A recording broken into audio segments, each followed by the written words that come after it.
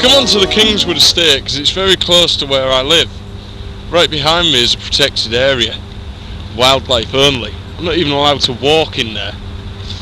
The houses somewhere behind it were built onto what they call a green belt, another area reserved for wildlife. As a result, this means there's a lack of trees. As a result of the lack of trees, there's less oxygen being produced.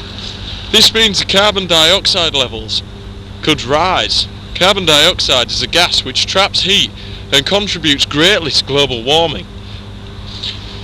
Maybe global warming was responsible for the floods here last year. People have speculated this, and I believe it's true.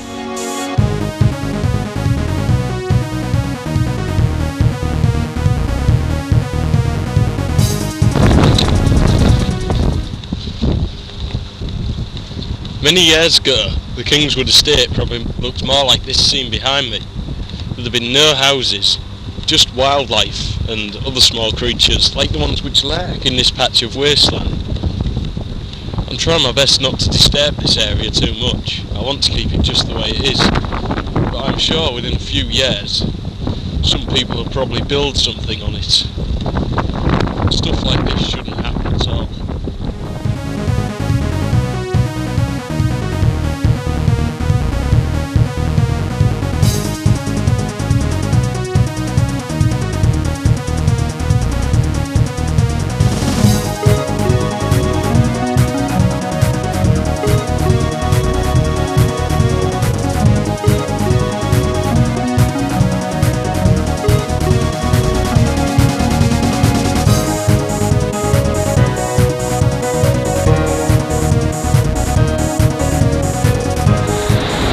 The only thing separating two industrial estates is this river.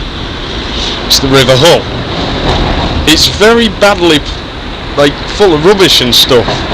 Now, rubbish, yeah, it's a problem, and it doesn't look very nice.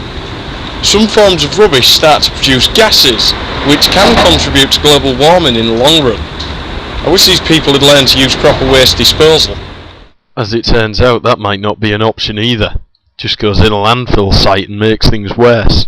More materials should be recyclable. If I just move this camera and take a look at what's inside that river, it would appear we've got a nice collection of trolleys and plastic. This really won't do the environment any good. Down here, I'm guessing that's a form of plasticky stuff. I'm definitely not touching it. This really needs to have something done about it. This really isn't helping the environment one bit.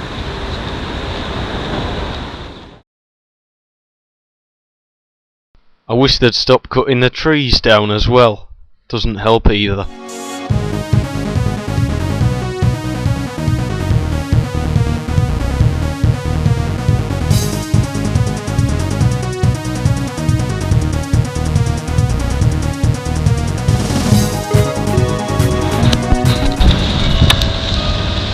Buildings like the college are becoming more energy efficient. Apparently the newer buildings have more control over their heating, so they use less energy. Electricity and other forms of energy require burning fossil fuels, which of course causes more carbon dioxide, thus contributes to global warming. The town also has cars and buses and trains. Cars are becoming more of a problem because more people are unnecessarily buying fuel-hungry four-wheel drive vehicles. Trains and buses are public transport. You can fit about 70 people on a bus. It costs about £1.20 to come into town. It's well worth considering if you're considering helping the environment. Yeah, I mean that's a nice enough building. But it's lit up on the night time, which is wasting energy. Some motorways and other roads are unnecessarily lit, just like this building here. And that television. Have you ever seen anyone watching it? Whilst I was cycling away from the town, I observed the bus lane. Half of Holderness Road's closed for several hours every day, causing traffic jams. If you use public transport, there wouldn't be a need for the bus lane. Old buildings are unnecessarily demolished. This is where a garage once stood. It's an oily mess.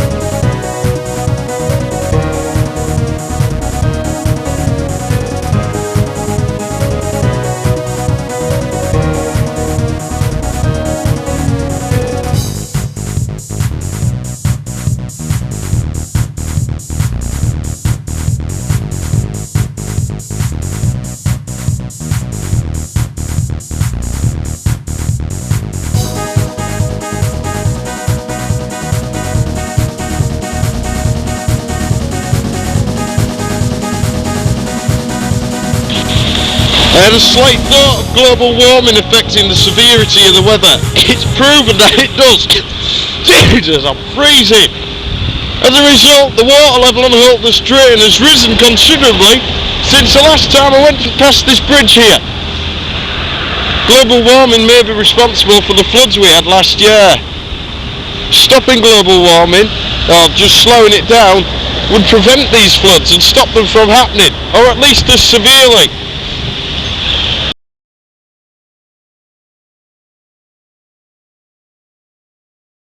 What we see right behind me is Salt End.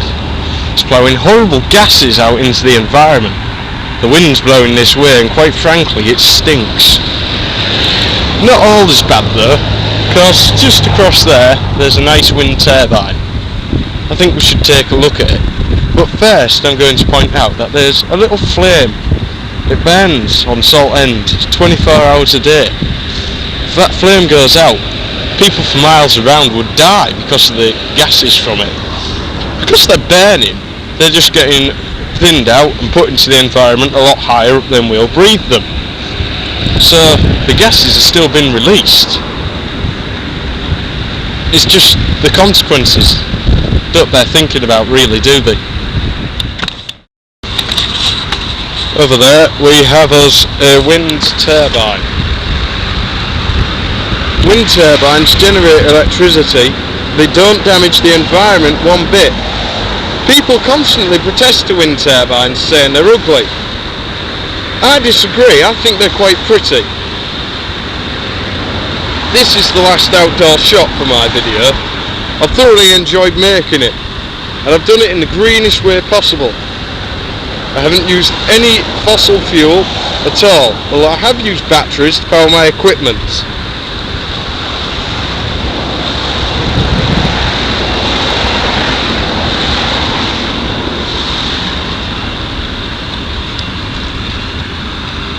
I've also ridden my bike all the way here and everywhere else I've been. Thank you for watching my video. First, just a couple more words. You might want to imagine what it's like to save thousands and thousands of lives. Then imagine helping to prevent global warming. If you ask me, it's all the same thing really.